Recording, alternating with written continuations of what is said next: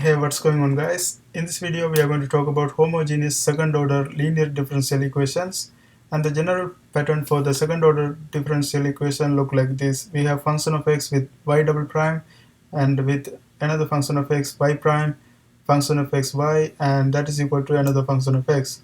Now it's hard to solve this equation in this way, so what we do is we bring this into a homogeneous pattern like this: a y double prime plus by prime plus cy is equal to 0. Then we take the corresponding quadratic equation like this: ar square plus br plus c is equal to 0.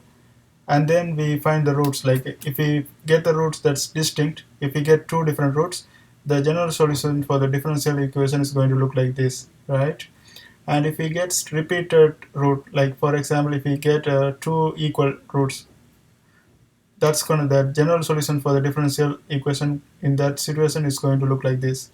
And if we get complex values, the general solution is going to look like this. Now let's look at this problem and see which situation we are going to have right here. So first we have to bring this into quadratic equation pattern. So first this is going to be r square minus 6r plus 30 is equal to 0.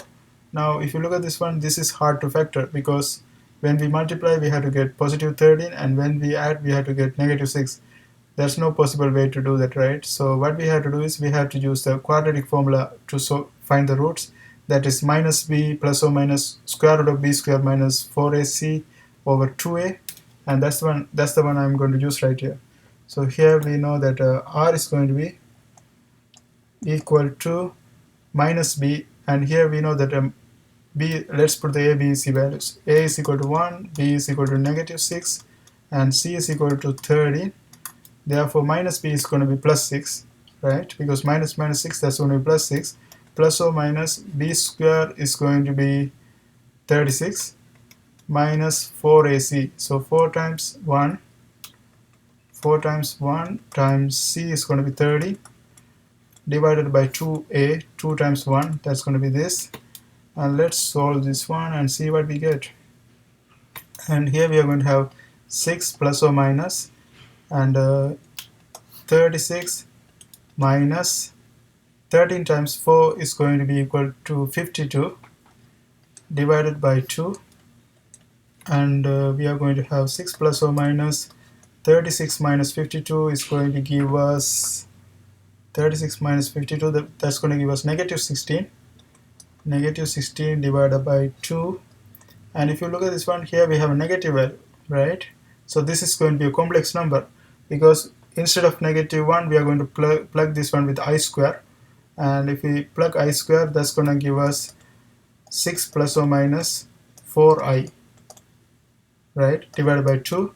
And if we simplify this one, this is going to become 3 plus or minus 2i, and here the real number is going to be our alpha and the imaginary number is going to be beta.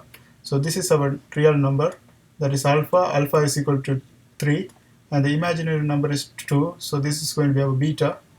Beta is equal to 2. So the general solution for this differential equation is going to look like this: y is equal to e power alpha is 3, so 3x, and then c1 cos beta is going to be 2, cos 2x, and then plus c2 sine, instead of beta we plug 2 right here, 2x, and that's going to be our general solution for this differential equation.